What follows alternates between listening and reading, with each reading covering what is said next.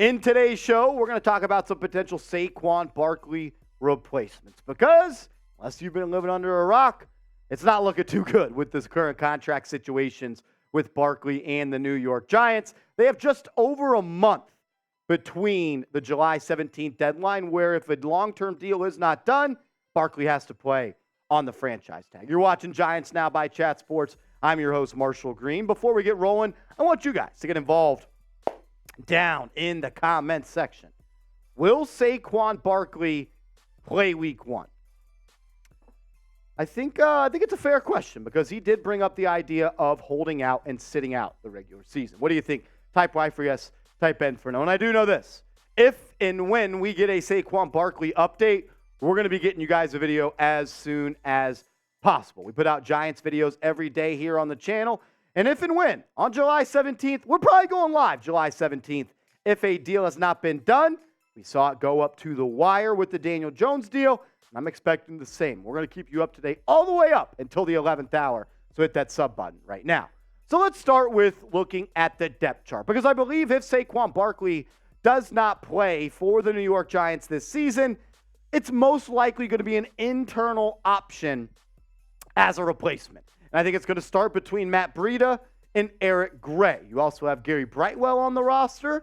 And you also have Jashaun Corbin, who was a UDFA back in the 2022 NFL Draft out of Florida State. But the first guy that I think is going to get the attempt to be the starting running back for the Giants will be Matt Breida, who had 54 carries for the Giants last year, 220 yards, had an average yards per carry of 4.1. He also had just one touchdown, but he was also solid out of the backfield as a receiving threat. 20 catches for 118 yards. While I think Matt Breida will get the first crack at it, I think the guy that would become RB1 for the New York Football Giants is the 5th-round pick out of Oklahoma, Eric Gray. I am a big fan of Eric Gray.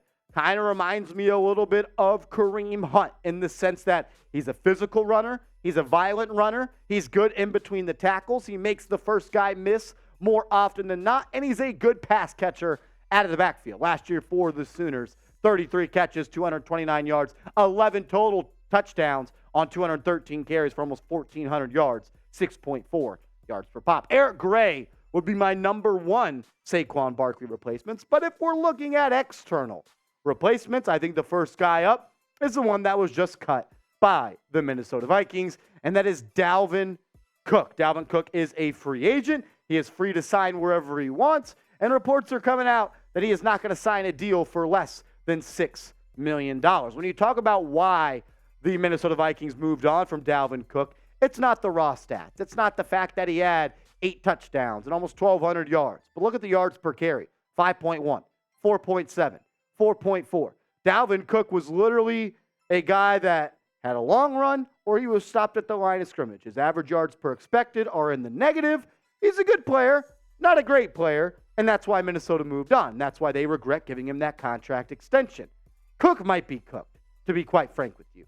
Is he still a good running back? Yes. Is he probably the best option on the market for the Giants? Yes. But do the Giants want to give Dalvin Cook a multi-year deal of $6, $7, $8 million annually? I don't think that they do. What about another guy that could be a Saquon Barkley replacement?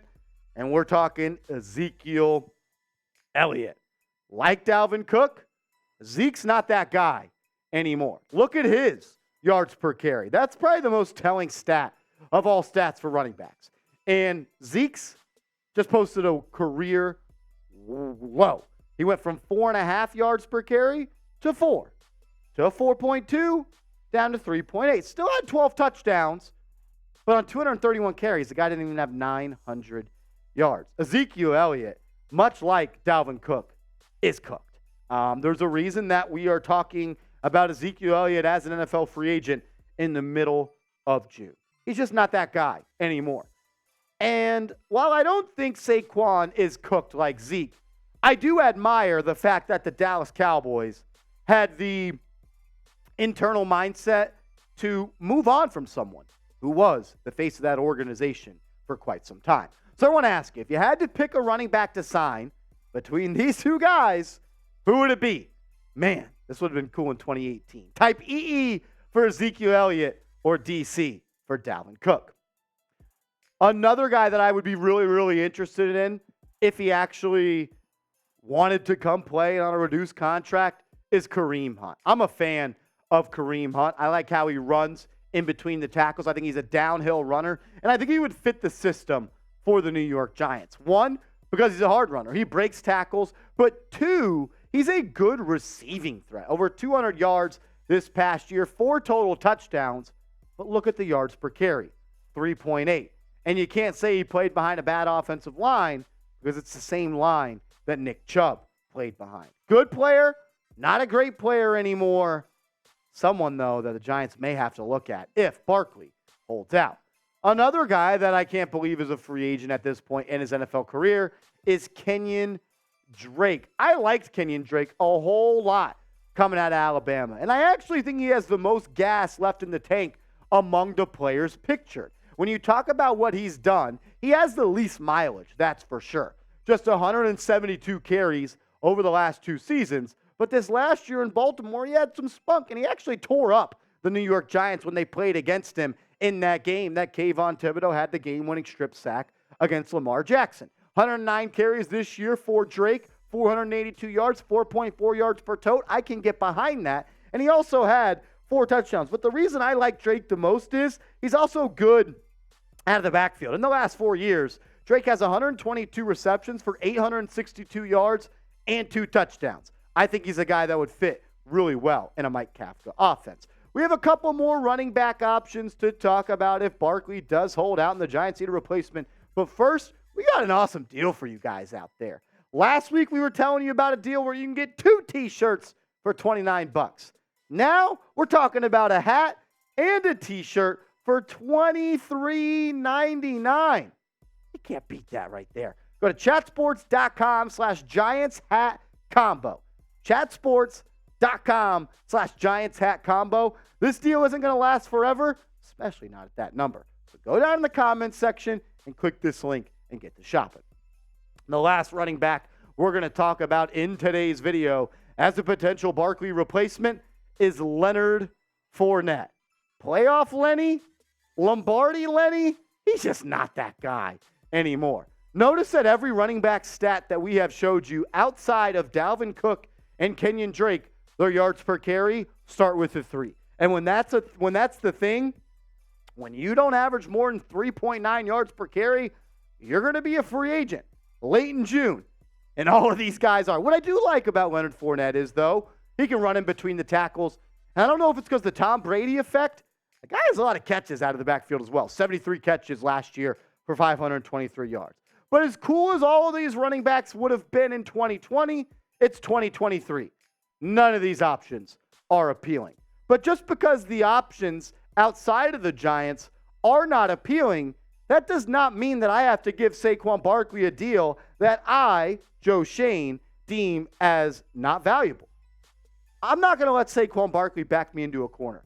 You trust the process. You trust Matt Breida, and you trust Eric Gray. Because I'm going to be honest with you, I don't want to sign any of those running backs. But if I had to pick one, it would be Kenyan Drake, and I wouldn't feel all that good about that. So I want you guys to name a running back you want the Giants to add. We've talked about Clyde Edwards-Helaire. Clyde Edwards-Helaire? I don't know. He's so bad, I don't even know exactly how to say his name. But maybe you want a guy out there. Let me know. A running back you want the Giants to add via a trade or free agent if Barkley does hold out for the entire season. If no Saquon Barkley, make Eric Gray the lead back. He was drafted in the 5th round. The kid's got juice. He's got some speed. He's got some ability to make you miss inside the tackle box. I think he's a hard runner, and the broken tackles in college show that. He was one of the country's leading runners when it comes to 15-plus yard runs. Give him the ball. Let's work, and let this offense go to work. Are you going to be as good as you are without Saquon Barkley?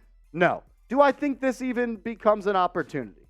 No. I believe Saquon Barkley is either A, going to play on the franchise tag, or B, he signs a long-term deal with the Giants. I do not envision a world where Saquon Barkley says, no, I don't want $10.1 million to play one season in the NFL. I do know this. If more news and rumors come out around Saquon Barkley, you can find out over on my Twitter at Marshall Green _. I'm tweeting about the Giants all day, every day over there. So go over there, give me a follow, and let's talk some ball.